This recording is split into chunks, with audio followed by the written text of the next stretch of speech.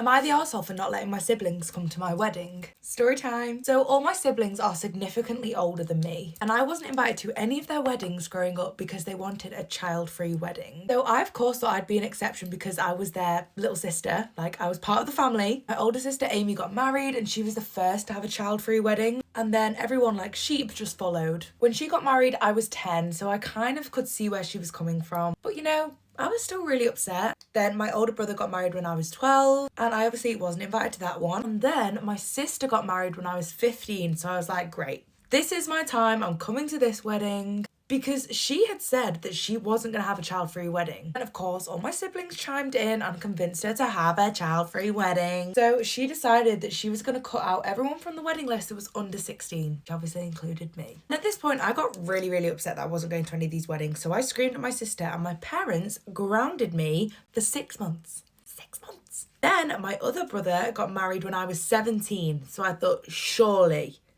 I'm in for this. But not gonna lie, at this point, I was past the point of caring and I was assuming that I wasn't gonna be invited for some silly reason. And of course, I wasn't invited, so I just sent him a really shitty text message that said congrats, and I didn't say anything else about the wedding. The wedding was happening, I just stayed in my room all day with my now soon-to-be husband. So I decided to get a little bit petty, and since I'm now getting married, I decided that none of them were allowed at my wedding. But when the invitations went out, and obviously they didn't get one, they turned up at my house. Ariana, what are you doing here? So I very simply explained, you didn't want me at your wedding, so now I don't want you at mine. I explained that it really upset me that I didn't get to see any of my siblings get married and now they should feel the same way. Their excuse.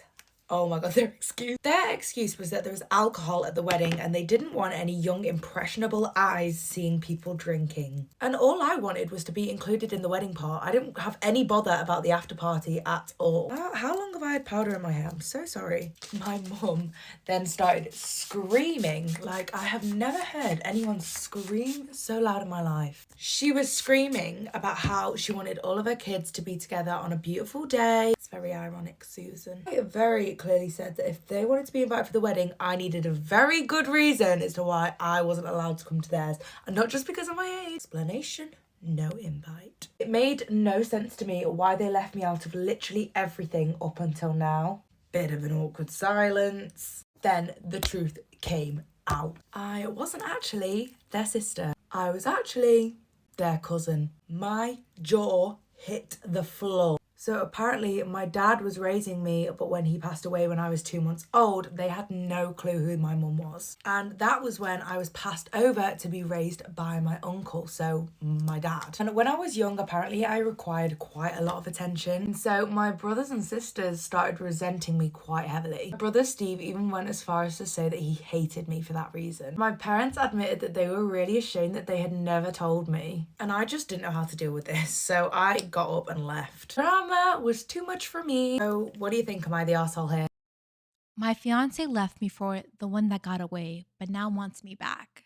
My fiance and I had been together for 3 years. He was my first boyfriend. We laughed, cried, worried, and were happy together. Our families had mixed really well. Our moms became close friends really fast. He was my best friend, my confidant, my support, my comfort. I looked at him and could see our future together. God, I'm even crying remembering one time we took a blanket, went outside, and looked up at the stars like in some book. I never thought something like this could happen to me. The man I loved could have never done anything like this to me. It all started about 2 months ago. His ex, high school sweetheart, together 7 years, moved back to our country and wanted to catch up with Mark. He told me they broke up because they were unable to sustain a long-distance relationship when she left to pursue postgraduate studies. They had been in contact for about 5 years. She sent him an email, he showed it to me, and it was completely platonic. She was just curious about what he had become. He asked me if he could meet her, and I said yes. I trusted him. So he went. But when he came back, he was a bit withdrawn. He is usually really chatty, but he was dismissive when I asked him how it went.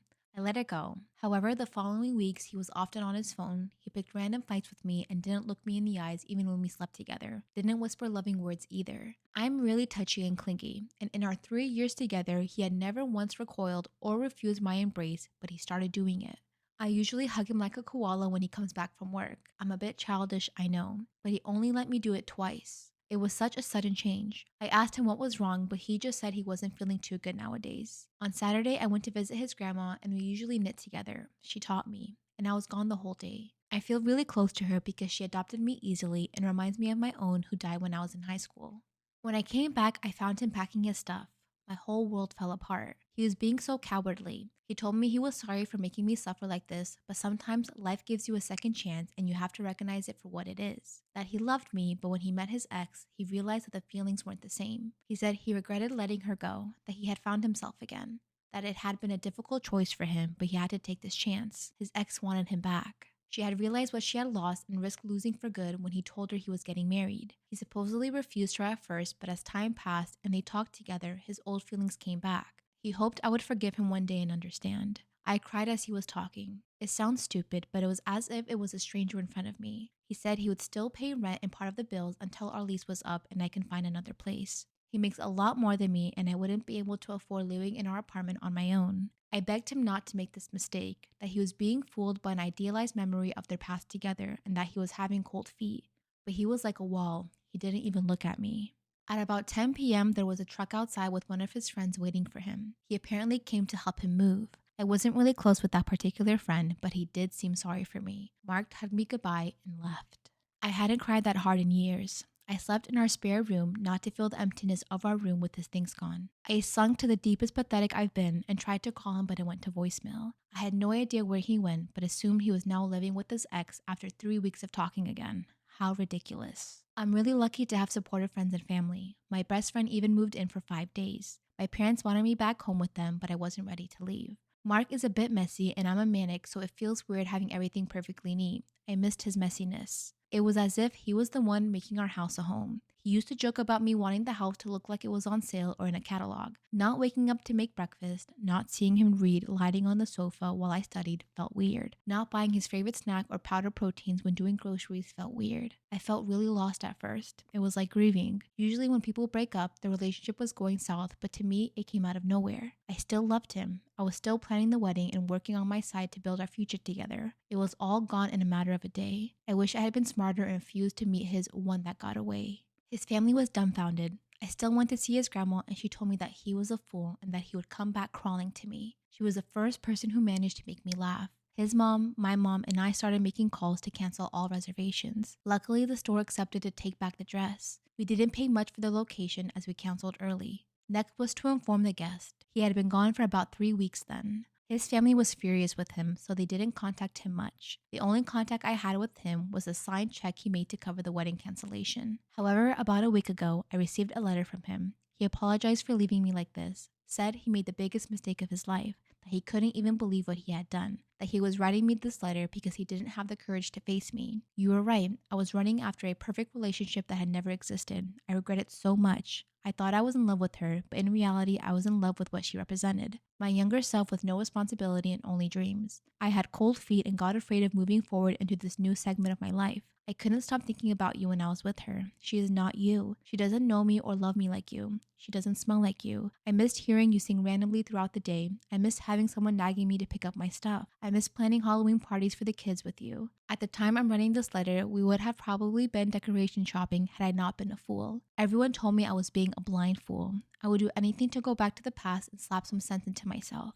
I would do anything for you to forgive me. I know we have already started canceling everything, but I'm ready to pay for everything myself. You can date someone else to even the scores if you want, as long as you come back to me. He kept on with apologies and begging me to forgive him. Now, I told my family, left friends out for the moment, and his mom and grandma. Grandma had a very satisfying told you so moment. However, she is rooting for me to forgive him. His mom was supposed to send a formal letter to guests to tell them the wedding was off, but now is waiting for my answer. I don't know what to do. I love him with all of my heart, but what he did to me, I don't know if I can get over it. He made me feel worthless. He threw me away as if I was no one to him after 3 years. He gave up on us for some ghost from his past when we were at our happiest. If he can leave me when we are doing so good, how will we sustain a marriage? Will he leave the moment things get hard? He hurt me so badly and expects me to forgive him. He wants us to meet on Sunday, but I'm not sure. I'm willing to. I need some perspective. What would you do in my situation?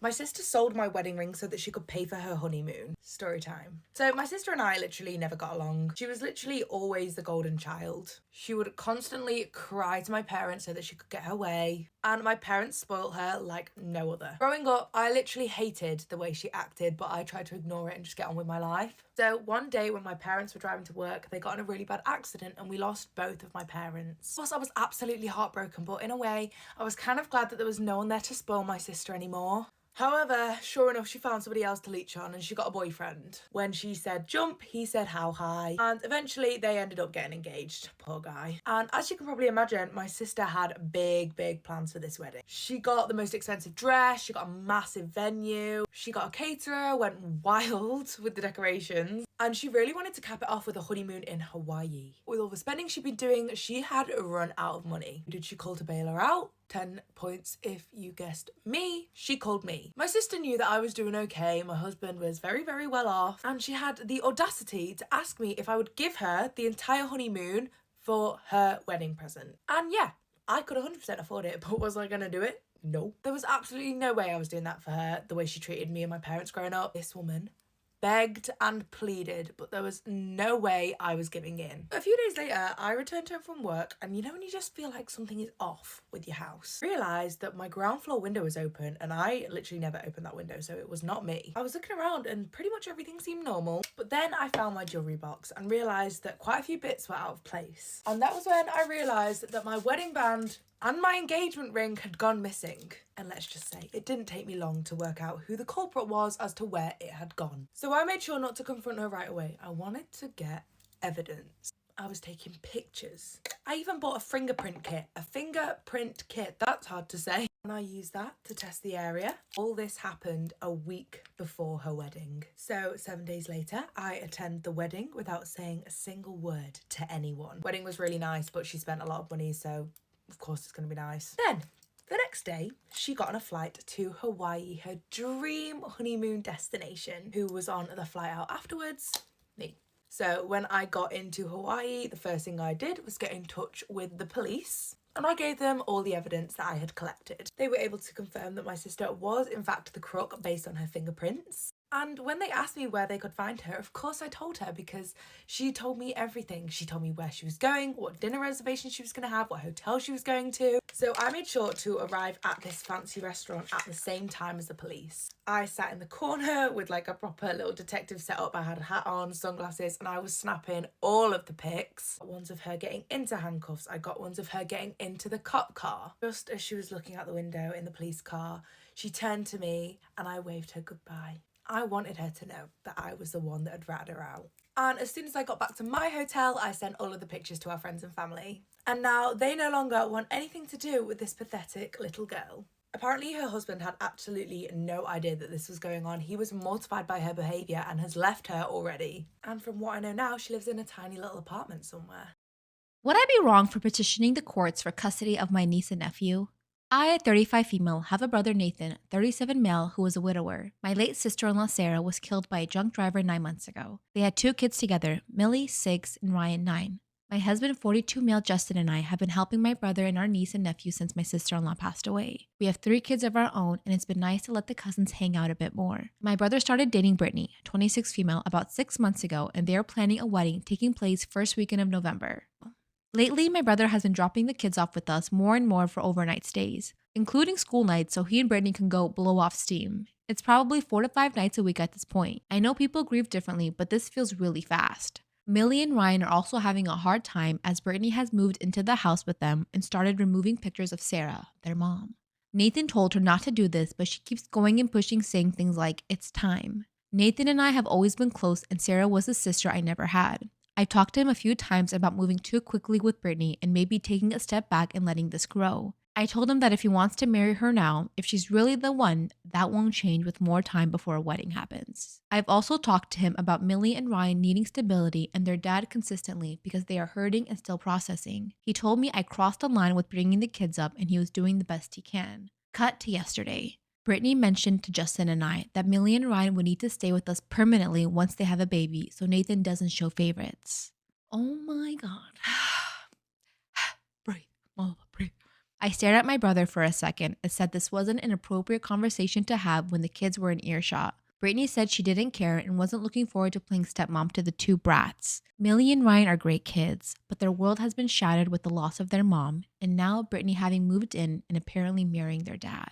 I asked Nathan if we could speak privately, and Brittany butted in saying anything I needed to say to him I could say to her. Against my better judgment, I said, fine, you're overstepping your place in this family and using my brother as a meal ticket. Those kids should come first. I thought her head was going to explode. She began yelling at me that I was selfish for not wanting my brother to be happy. I told her it was time to grow up and realize the world doesn't revolve around her. Nathan told me I was out of line and played the "that's my fiance" card before they both stormed out, leaving the kids yet again. He has yet to check in on them. At this point, I don't trust my brother's judgment and don't want to keep the kids, but Justin and I feel like we don't have another choice. I want to keep them safe and give them some stability. Would I be the asshole for petitioning for custody?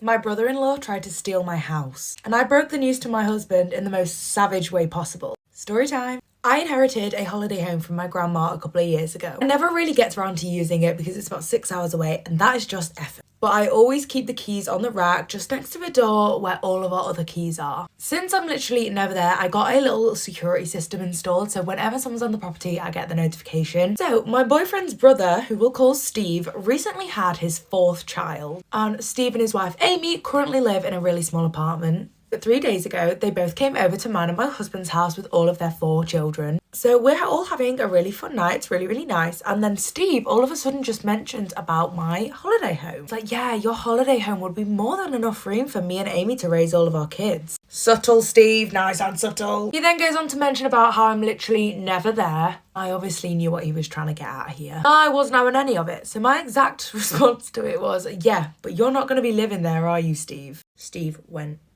silent. After this, Amy started gathering all of her kids and all of their belongings, and it was literally 5 minutes later they left. My husband hasn't said a single word to me about the conversation, and that night I did feel a little bit bad about my response because I know that they need the space. So fast forward to yesterday. I wake up for work and I realise that my husband isn't in bed next to me, but I wasn't thinking too much of it. So as I'm about to walk out the door to go to work, I go to the key rack and go to grab my car keys, and I realise that my holiday home keys aren't there. I text my husband and I'm like, hello, where are my keys? And he's like, oh my God, I'm so sorry, I accidentally took them when I was in a rush this morning. And I sighed a sigh of relief. I very distinctly remember telling this man not to lose my keys and to bring them back when he finishes work. But I just assumed, stupidly, that everything would be fine and I went to work. So I'm sat at my desk and then midday, I got a notification from my phone. It was alerting me to the fact that someone was on the property at my holiday home. I have never opened an app so quick in my whole life. But alas, I was not prepared for who I'd see. It was my boyfriend and Steve's family with a key and a moving van in the background. I was seething. I got home from work that day and who was sat on my sofa but my stupid husband. And he's acting like nothing has happened. I lost my shit. I was screaming at him, asking him why he thought it was okay to move his family into my house when I'd already said no. This man tried so hard to justify his actions. He said that he had a responsibility to protect his family, which made me even more angry because what about me? Told him instantly that we were over and he had 1 day to get his brother and his family out of my home. I told him if they weren't out within 24 hours, I was calling the police and they would have to remove them. And my husband said that he wasn't going to do that. He then told me to calm down. So I then packed my bags and went to a hotel for the night because I was not staying around this little snake. The next day, I checked the cameras and of course, he was at my house, bloody Steve. And I, with no shame, called the police and told them that there were trespassers on my property and that they needed to be escorted off. Fast forward a day later. I go on the cameras for my house and I see a police car out the front. I got the popcorn ready. The next thing I see is the police escorting Steve and his wife out of the house in handcuffs. So just to piss him off a little bit, I took a screenshot of all of his family in handcuffs from the little security camera. And I sent it directly to my husband with a little text that said, thanks for telling them to leave. Really appreciate it, babe. And I signed it off with a little heart. So am I the arsehole here? I'm tired of being rejected sexually by my husband and want to try sex with another man, but I don't want to end my marriage. I, female 37, and my husband, male 39, have been together for almost 20 years and married for the last 10. We have a 3-year-old daughter. Early in our relationship, sex was frequent and adventurous. I always loved exploring my sexuality with him. I didn't have much experience sexually before we started, so our relationship pretty much defined who I am today. Sometime in the last 7 or 8 years, sex started to go from once or twice a week to maybe once a month, sometimes even less. I never push for sex, but every now and then I try to initiate with kisses and caresses, but the great majority of the times he simply pushes me away or responds in an angry mood. Over the years, I asked him if he didn't find me attractive, or if he didn't love me anymore, and he always answers that, of course he is. I've always been open in my communication with him and have made it clear many times how his constant rejection of me and the shaming of wanting sex impacts my feelings. In those moments, he shows that he cares, gives me an excuse about his work, his health, his stress, his tiredness, and says that he'll work on it. I suggest that we could seek an opinion from a psychologist or even a family doctor. We have the NHS, so it's free. But he got mad at me for suggesting. I thought that maybe when I was pregnant with my daughter 4 years ago, he had lost interest because of my weight gain. After that, maybe it was because our baby girl ruled our lives and she was born. But the reality is that the problem started before the pregnancy and is still there today. To be clear, I was fit before the pregnancy, then I worked on myself after the pregnancy. I'm elegant, fit, and I consider myself an attractive woman, enough to get attention from men in general, especially at work. I feel crushed inside. I have no self-esteem, no confidence, and I'm battling depression now because of this. I'm in constant emotional pain and anxiety when I sleep next to him, knowing that I can't have the man that I love and that I've chosen for my life. Worst of all, we have a daughter and my job doesn't pay enough for me to leave and keep her. But anyway, I want her to be with her dad. I feel that I desperately need to be desired by a man who then F's my brains out, at least once, at least one time, because I don't feel like a woman anymore. I deserve to feel that I'm desired and wanted by someone, but I don't want to leave my husband because I truly love him. I get constant advances from one person that I'm good friends with, and I know that we would keep it a secret. I have not reacted to any of that, but I'm tempted to. So, am I in the wrong?